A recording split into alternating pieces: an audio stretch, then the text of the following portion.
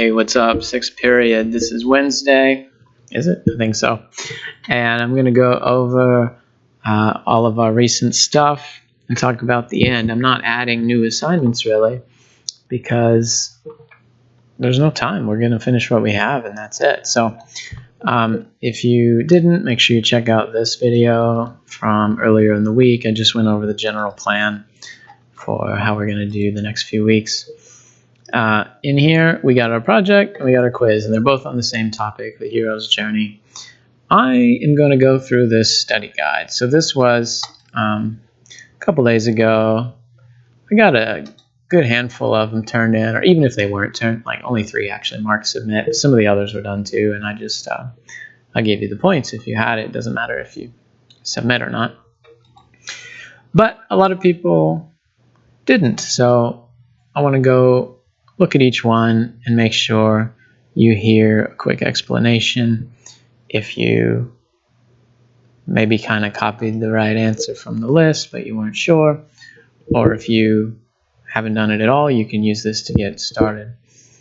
Then we got the quiz. Several people did it, but several haven't, and I'm going to grade those tomorrow. So if you don't have it, I'm going to put in a 0.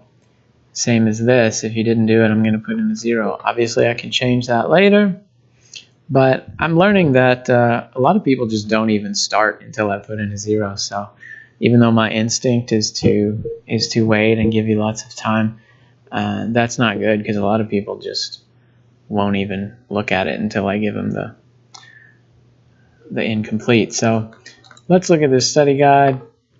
I put 0s in here, but I can totally change it, and I'm going to put 0s in the quiz, but I can totally change that too. Okay, so hero's journey, we got the link, you got the stages, you got the doc. I'm going to open these, even though you've seen them a million times. I posted them weeks ago, I think. And these questions are just a little bit of this, a little bit of this, a little bit of example or explanation of each, and they do go in order. I didn't really mix it up because that would be disorienting. So on the, well, it's going to take a minute to load. I'll look at the questions. First step is a call to adventure. So the hero is asked to go on a quest. You might get a message. You might get a scroll read to you, or it might be a hologram like in Star Wars, the message from Leia. And often it's the mentor. So the hero has a mentor, and it could be somebody you've known, like, oh, it's that old guy we've always had in the neighborhood, or it could be somebody new. But the mentor might show up a little later as well. So some stories you have to like go find him. And in those cases, when you don't have the mentor do it, there's a messenger. Could be a sort of cute, small creature, a fox. If it's a Japanese story, often a bird if it's a European story. Or it could be a robot, like R2-D2 delivering the message. Whatever it is, there's often like this sort of cute non-human messenger character. And the name of that is the Herald, H-E-R-A-L-D. And you'll find it not quite at the top because it's not super important, but in the middle because it does come early in the story. So they might show up later, like the owls in Harry Potter show up multiple times, or they might just do their job once and then go away. It's really depending. If it's a, old-fashioned myth or fairy tale, the herald might show up in different stories. Like you deliver the quest to one character, and then you show up in a totally different story and deliver the quest to another one. It's almost like Hermes in Greek mythology. He will show up and give the message to Odysseus, but he'll also show up and give a message to Achilles or whoever else, and that's kind of his job. He's not the main character in any story, but he does that one thing. So the hero isn't a hero yet. He's not, or she, or it, or they. has a lot of potential, is not a hero yet. We're talking about a normal person in the normal world who hasn't gone into the special world. And the hero usually says, no, I'm not going to do that. That's crazy. I have a job here, or I'm comfortable here, or I don't believe that the special world exists, or I'm afraid. The name of that is called the refusal of the call. Refusal of the call is very common. I know a lot of these steps can be skipped. I've told you guys that usually about half of them show up in a story, but refusal of the call is one of the ones that hardly ever gets skipped, because you have to show change in a story. I mean, any kind of story, you have to show change. And if your character is heroic at the beginning and they're heroic at the end, well, there's not much change. But if they are not willing at first because they're scared, or they're distracted, or they're lazy, or just stuck in some, petty squabble, then that can show change. When they become heroic later, then we can say, hey, look, see how far they've come from that refusal at the beginning? It also shows that they are still in the normal world. They haven't gone to the special world yet. So they finally agree to leave, and they go. And this special world could be just a place, like you're crossing the gate into a new place, like in The Hobbit, you leave the Shire. Or it could be like going to another dimension. You say the magic word and you appear in Oz or Narnia or The Matrix, or, something like that. If often it's a spell, you read a spell and then you get sucked into the book or something. I'm trying to look over to see if there's anything in the chat. I always feel bad if I forget one. So this is dangerous. Going into the special world, there are, not only there's the main bad guy, but there are scavengers and bandits and other things. So you need help, and that's called supernatural aid for the very first part, supernatural aid. But there are other things involved as well. So there's the ally. The hero might have a sidekick. You got Sam from Lord of the Rings. He is not the main character, but he does everything that Frodo does, and he follows him along, helps him, sometimes literally carries him, sometimes just carries supplies, or helps Frodo when he's incapacitated or something. And that's a very common thing. You might have the mentor go with you. Sometimes the mentor's staying in some kind of safe base, but often the one mentor will go with you. You might have the herald come with you. That's not very common, but sometimes it happens. Like in Star Wars, we talked about R2-D2 delivers the message, and then he goes for the rest of all the movies. You might have the shapeshifter. You might have somebody who's kind of like a Han Solo, somebody who's, they're going with you, but not for the same reason. And you might worry that they're going to betray you later, but we don't know. Sometimes they do, sometimes they don't. You can have the trickster come with you, who's your silly comic relief, like Merry and Pippin in Lord of the Rings. They sometimes cause problems, but it's never huge. Sometimes they get hurt, but it's not really sad. It's kind of funny when they get hurt. And they will give you a different tone. And every once in a while you have other characters as well, but I didn't want to make the list 9 pages long. When you first enter the special world, you have a challenge. It's like a mini boss. It's like you have nowhere near the skills to beat the main boss yet, but you might have some kind of literal gatekeeper, like somebody standing at the gate says, no, you can't pass. Or it might be that you just happen to be in a new world, and now we have new challenges here, like bandits, predators, quicksand, whatever. So This is called the, where's our thing here? This is called the belly of the whale and the road of trials. These are pretty connected. Belly of the whale is like, the very first step after the threshold. Oh wait, I never even said the challenge is called the Threshold Guardian, because when you cross the threshold, you have that gatekeeper to say, hey, are you really ready? Are you really willing to fight or leave your comfort and go into a new place? So, whatever it is, it's not always fighting. I don't want to make it sound like these stories with the hero's journey have to be swords or karate or something. You can have stories where it is just a symbolic fight where you have to deal with social problems, or you have to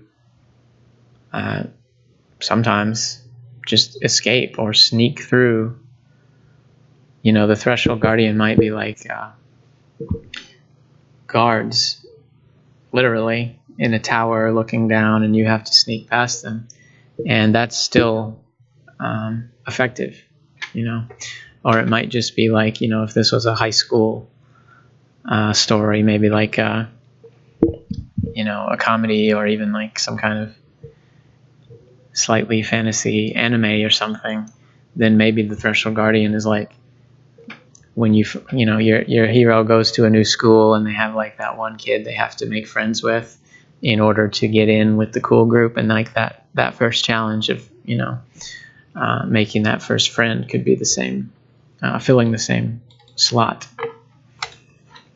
Then you have to enter the dark forest, the scary mines, underworld, belly of the whale, and then the next part is called the road of trials. But we have new characters, because the point becomes not just one simple thing. So at the beginning, you might just be fighting or sneaking or making friends, but then you realize, wait a minute, it's more than that. Some people seem to be nice, but they're really not, and they might betray you. Some people are tempting because they're attractive or cool or funny, and it turns out they're really not good friends. Sometimes the mentor turns out to be a bad influence.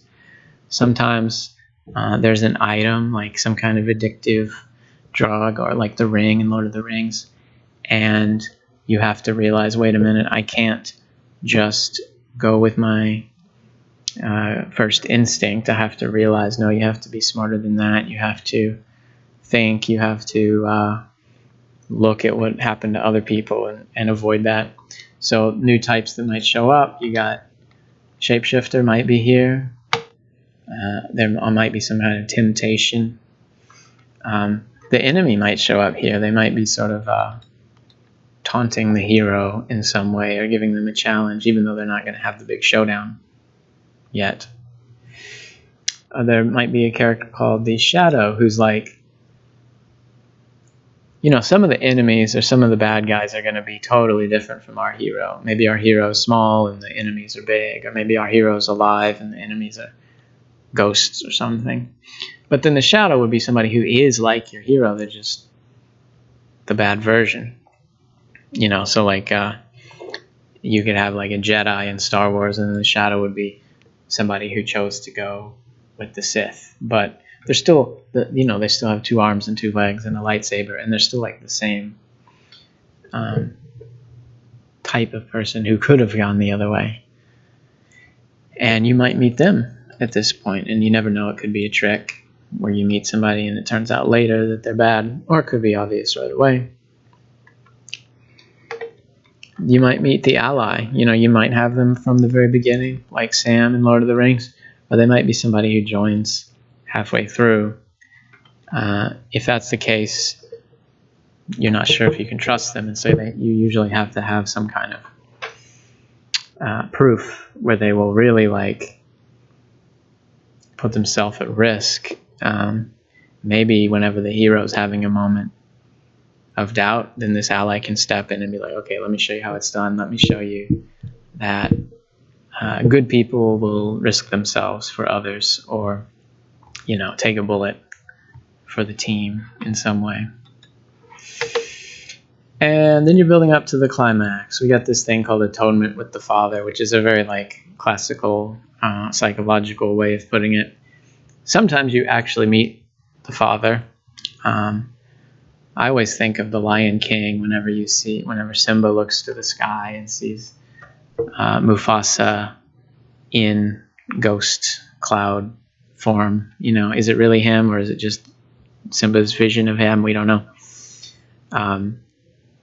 It could be something like that, or it could just be that you are confronting some kind of god or ghost that has been haunting you. Sometimes you confront an old friend, like in the Odyssey. Odysseus meets the ghost of Achilles. And, it doesn't quite fit everything in this step, but it's the idea of there's this person who used to know me, and he knows the old version of me, and I have to prove that I'm the new version, that I'm better and more grown up and more, I'm losing all this stuff that I had at the beginning of my selfishness or cowardice or whatever it was. And so we got to face the main villain, and that's called the enemy. Okay, we've seen that a couple times. This is somebody who's not there all the time. They're often in the throne room in the evil castle or the Death Star or something, looking down at the action. But the enemy is somebody you don't see until the very end. And everything else you fight along the way is going to be smaller. Mini boss, if you're talking about it in video game terms. So the hero can't just beat the enemy in one try. That would be too easy, right? If it was oh, you just have to shoot them, well, then that would prove that they really weren't that scary. So usually the hero tries, and then, oh, sorry, you thought you had it. Doesn't quite happen. There's a part in The Matrix where Neo is fighting the bad guy, and he's like, yeah, I got it. I'm fighting the agents, even though we've been running from the agents the whole time. And then boom, he gets shot. He gets 10 bullets in him, and it's all over. But then there's this whole thing with the prophecy and blah blah blah. He's the chosen one, and then he gets up and he's like, yeah, I'm the true hero version of me now. This is often done with water. There's often a symbolic element of drowning. The character gets knocked in water, and then boom, he comes back. At least in European stories, that's the classic symbol for it. But anyway, then you get what it was. You get the magic thing. You save the princess. You blow up the base.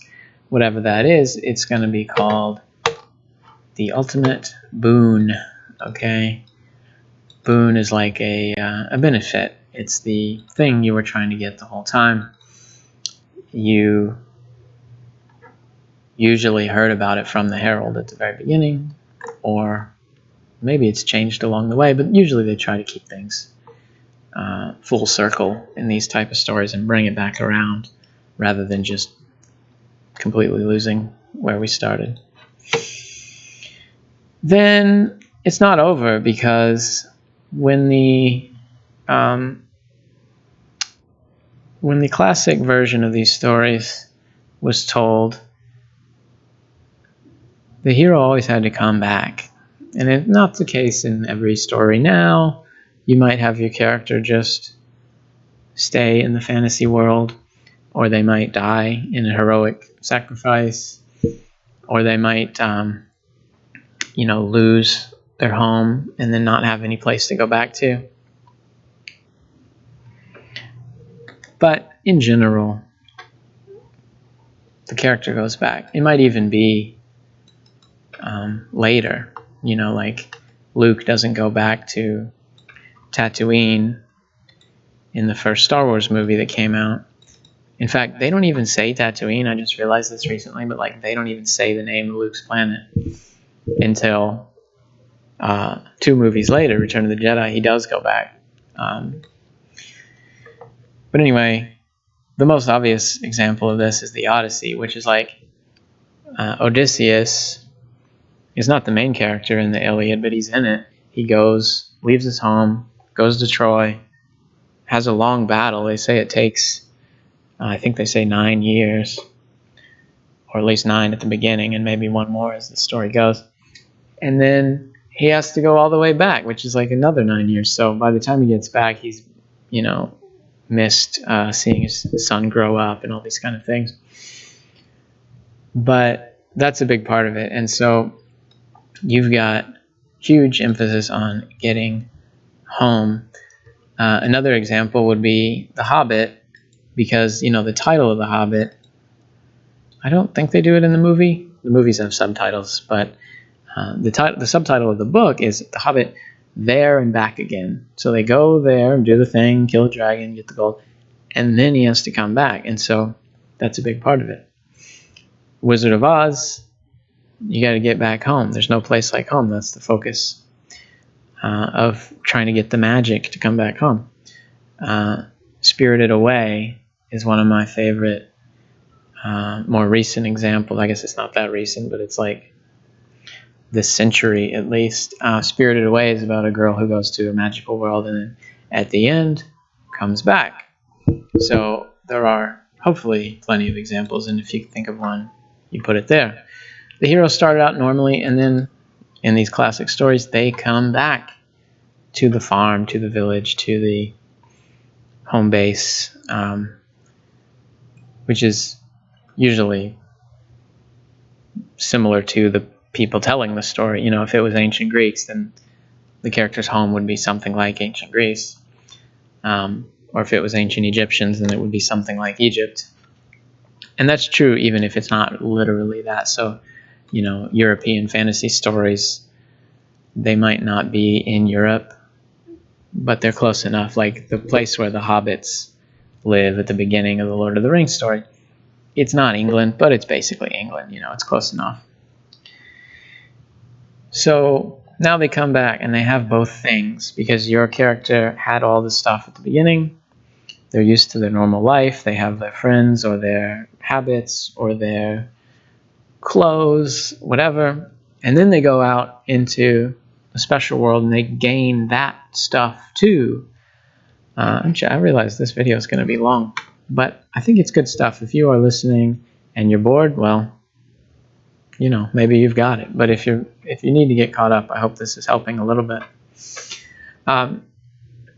Now they've got both, and that's called the Master of the Two Worlds. Okay, it is what makes the character different. Because if they go back to the same place, you don't want it to feel like, well, nothing happened at all. When Dorothy comes back at the Wizard of Oz, if she was the same, then there's no reason to have the story in the first place, because if she was the same, well, everything else is the same. But she's not. She wakes up with, bravery and an appreciation for home, which she didn't have before, and a sort of new look on life. And so the next day, everybody else is going to be the same, but she's going to be different. And finally, character comes back, and they're different, and oh, hang on. Let's Master of the Two Worlds. And can you think of another example of somebody who comes back home and the place is the same and the other people might be the same, but your protagonist is somehow newer, braver, smarter, less selfish, or whatever it was that they needed to gain? Think about that. So this video is getting long enough. I'm going to end it, but make sure you do this study guide, make sure you do the quiz, and then back to the project, you do slides, and then you make a little video. I'm going to look at these and comment on them. I won't put in a grade until next week, but I will put a comment like, hey, good job on this, do more of this. It might even be silly things like change the font or something if I want it to be readable. But, we're getting there. close to the end, so we gotta make this stuff ready. Thanks for listening. Bye.